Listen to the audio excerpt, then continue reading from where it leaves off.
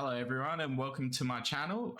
This is Supercoach Challenges. So, my name is Jacob, and like many of you out there, I'm an avid Supercoach player.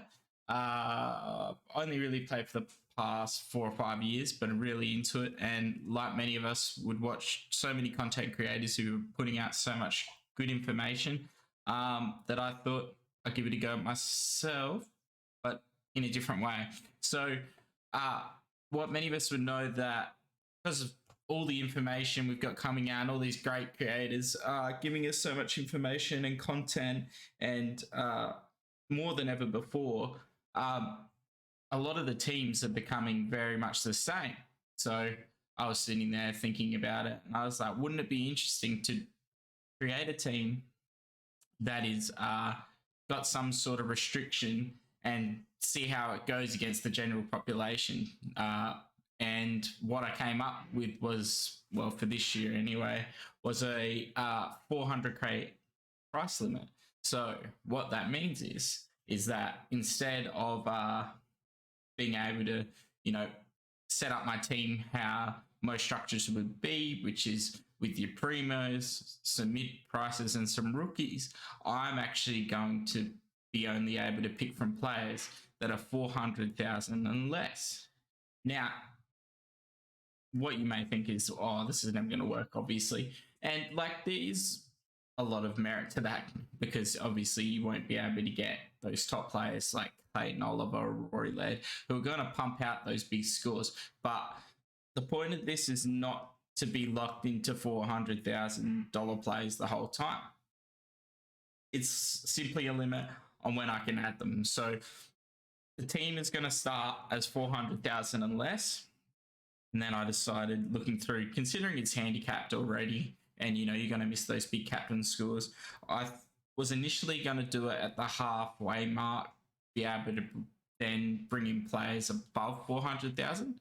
But I changed my mind, and instead of doing that, I'm decided to change it so that it's round 10. So from round 10, I'll be able to pick players and bring them in, and they can be over $400,000. What this is going to change is what the starting team's going to look like, and probably how the strategy is going to be played throughout the first 10 rounds. Because as we know, a lot of us play the same strategy, and you're not going to be able to win this. Well, not win. I'm not thinking I'm going to win, but you're not going to be able to score well without the top premiums. So I thought, why not do something different? A lot of people are talking about the mid prices this year, and this is something that we're all trying to fit in, all these mid prices. And I think it would be interesting to make a team that's that is going to be a lot of these mid prices, but also enable me to add other plays in there that aren't generally used, because the price doesn't really match it.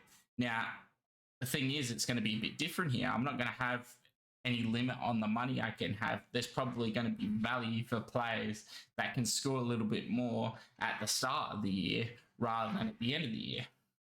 And I think a lot of this is going to be coming down to getting more points at the field in general at the start to cover the captain points I'm missing.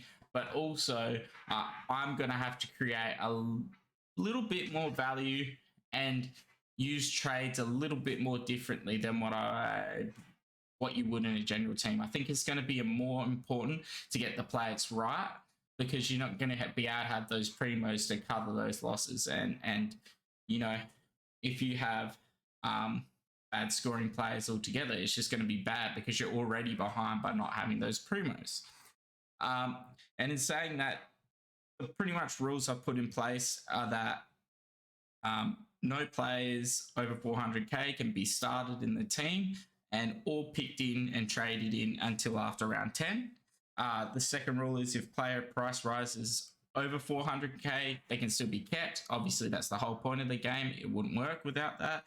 And the third is if a player drops below 400k, I can bring them in. So if they start at 420, and they drop to 390, I can then bring them in. But if a player starts at like say 390 and then goes over 400, I can't bring him in, which means if there are players that are close to that level, I'm going to have to get those in before round two, because otherwise it may mean that I miss out on them. And I think that the kind of interesting thing about this is that I feel like every year there's a player that's kind of slips through, and that is missed. I think that one of those last year, even though some people will say it wasn't, I think James Sicily was one of those players last year. And even Jared Witts to a degree, because, we knew they were there, but we didn't expect them to go as big as they did. And then a lot of people were chasing them. I think that what I'm going to be able to do is have all of these mid prices, and then I'm going to be able to watch these primos and figure out which ones are the top 8 ones that I want to bring into the team. So that's something that's good about this as well. So obviously this is all locked into round 10, and then once round 10 comes round, I'll be able to start bringing in those other players. And we've got so many trades this year that, I have to fill 22 primo spots on the field. Hopefully some of these mid prices become keepers, top 8s, like, Elliot Yo, hopefully. Guys like that become keepers so that I won't have to trade them. And then it'll just be working out the money and working the other players around.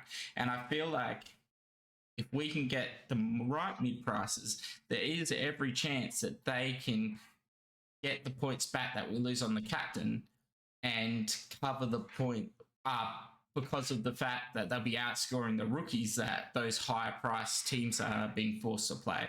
So it's going to be interesting to see how this works, and interesting to see how it turns out. So anyway, I thought I'd give kind of an introduction on how the team was going to work and how this kind of challenge was going to work, and then I would pick the first line. So I'm thinking first I'm going to go through Rucks, which is actually going to be the hardest line, but it will be interesting to see who we pick, and then I'll probably race defenders, forwards, and then midfielders last. So at the 400k mark, the ruck stocks, which are already low, are hysterically low. And I think that this makes the risky player that some people are trying to start in their, or thinking of starting in their first team, as the guy we're going to start today. Start as our R1. And that person is Sam Draper. So there's been a lot of talk about him over the preseason. He has looked all right. I personally think he's going to only average 70 to 85. But there is the upside there. And if there is a team to play him in, this is the team. If he can be that surprise player and be 100 to 110, then, it's kind of a leg up on the competition, because a lot of people are starting that Sean Darcy, Marshall, Witts, and these guys all cost 200 to 300k more. And I guess what I'm doing is, by having this being forced upon me, at least that's taking the risk factor out. I don't have to kind of overthink this. But past Sammy Draper, there isn't much else to choose from. The two guys I've had a look at are Mark Pittonet, who has shown that he can go at 90s. His previous years, if you look at them, he's had some low scores, but it's generally been due to injury. And I think he's fit this year, and I think he could give it a good run. But I'm probably going to look a bit more into these players and see if their roles have changed a little bit, because with Pittonet, there's obviously the deconing factor and if that will affect him, if they want to try and finally give him some more time, or if they like Matt Pittonet still. And his midfield is improving every year, and hopefully it'll be fully fit, other than maybe Walsh at the start of the year. So it should be interesting to see. And then, now, if Kieran Strawn was getting the game time over Riley O'Brien, I'd be picking him. He'd be number one in. The bloke's a monster. Nick Bryan is interesting. Bryn Teakle could be interesting if there's an injury, but Scott Lysett looks ready to go. Tristan Jerry just probably not. RC4 is very interesting if Omat was injured, but he's not injured. Not interested. If he was injured. Ned Reeves, I don't know how he's going to work with Lloyd Meek. John Sweet, he's just a placeholder. Bailey J. Williams was horrid last year. Nick Bryan. Andrew Phillips is also interesting, but we're going to go with Sammy Draper there. And the other one to question is Mason Cox, because they are saying that they are going to give him more time, and he has improved a lot, especially with these glasses he's wearing. Apparently, are really helping him to be able to see a bit better. But I still like Darcy Cameron way better. And Cox has never shown he can consistently score. And unless there's been some big role change, he did score well in the preseason. But unless there's been some big role change, I'm just going to go with Mark Pitnet. And that leaves the bench. Now we're in an interesting position where we're going to actually have money to be able to pick any rookie. So there's obviously been a lot of talk about Madden. He's the guy everyone's playing as the loophole. Potentially, if I get a good PC score, I might bring Madden in. Then we have there's the Tiger, who is Samson Ryan. I probably won't pick him because it won't give me the option to get that loophole in. And then there's, because he plays the first game against Carlton, which locks in Pitnet, which would mean we'd be having to loot Draper. And then the other one is Nathan McAndrew, which I can't see here. Where's Sydney? Yeah, Lachlan McAndrew. He's 211 centimeters apparently, but has never scored well. And I think Laddams is just going to take his spot. And then the last one of these is Isava Radigalia, which is who I think I'm going to go with. And the reason being for this is if he plays, he's probably got job security. I'd say if they put him in his lineup for the first round, it means that they obviously think he's best 22. And I think that if he's playing that defender role where he does get to float in and he can get those marks, he could be a nice scorer. And this may be a bit of a price kicker, but I'm hoping that, he does play well and he makes us money on the bench that we can then trade up and build out a bit of a bank on the side. Because I think this team is going to work with, we got 36 trades. If we say we want 22 trades straight in and out, that leaves us with 14. So we're going to have 14 trades. Hopefully we're not going to have to cover for injury with this team much, because we're going to have so much good playing players on the bench. And that will mean that we don't have to trade out for that. And it will just be all money making on the bench. And the players on the field will be good enough scoring to carry us through to round 10. So for now, I'm going to have Radigalia, and hopefully he gets that defender role with the intercept defender rather than the key defender where scoring's a bit harder. We want that intercept defender. We want him getting those big marks and making us money. So anyway, thanks for watching. Subscribe for next time. Give us a like.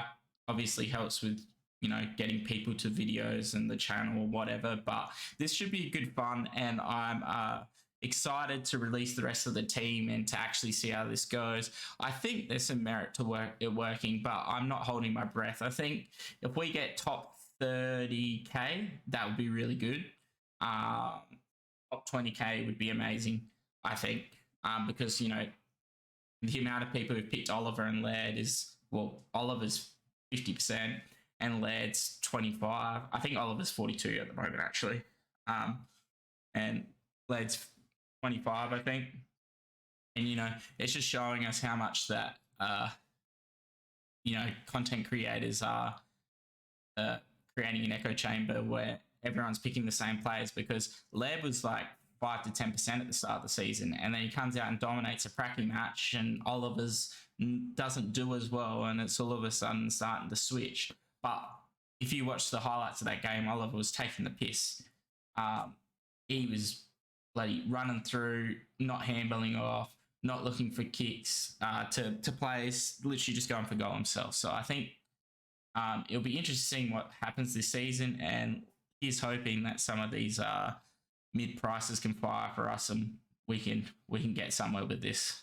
But anyway, if you give us a subscribe, you'll be able to find out, and we'll see you next time. Cheers.